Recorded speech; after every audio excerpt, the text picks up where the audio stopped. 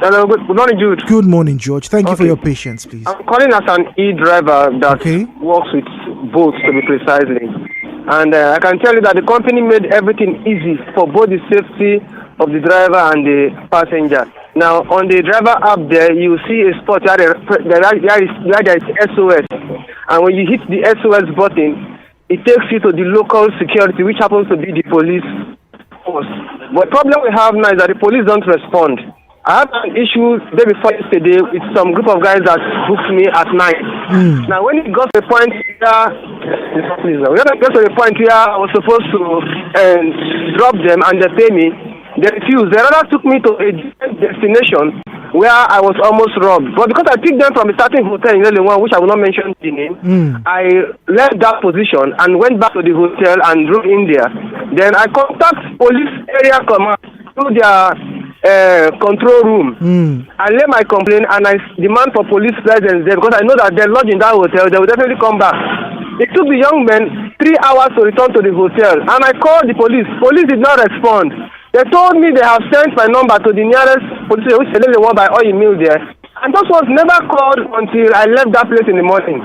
So that is the situation. Then my advice for e-drivers is that we don't book rides for people; they book the ride themselves.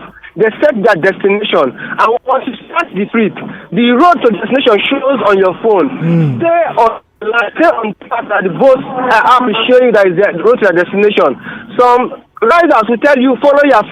Don't do that. If they book the ride, you don't know their destination, they know their destination, and they are playing. You stay on it.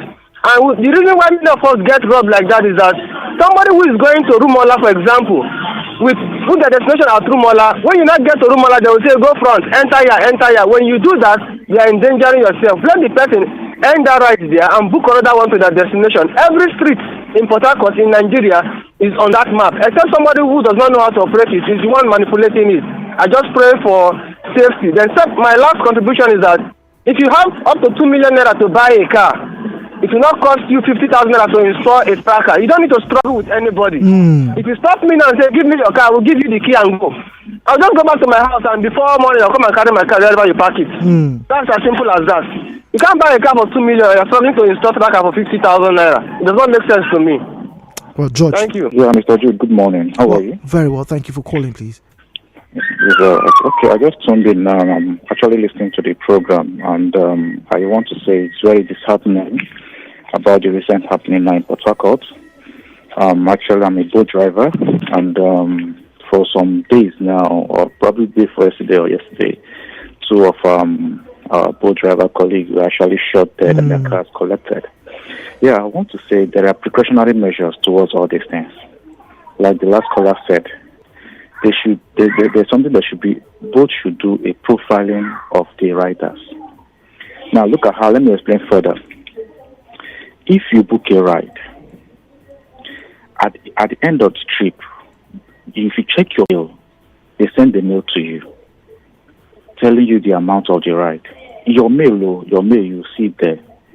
The same thing should be done on the driver's side. The rider should be profiled. So that peradventure there's anything, if there's a car theft, and we happen to know the plate number, we can, from the email address, forward it to boats. Please track this plate number. It's registered to your company. It's a boat driver.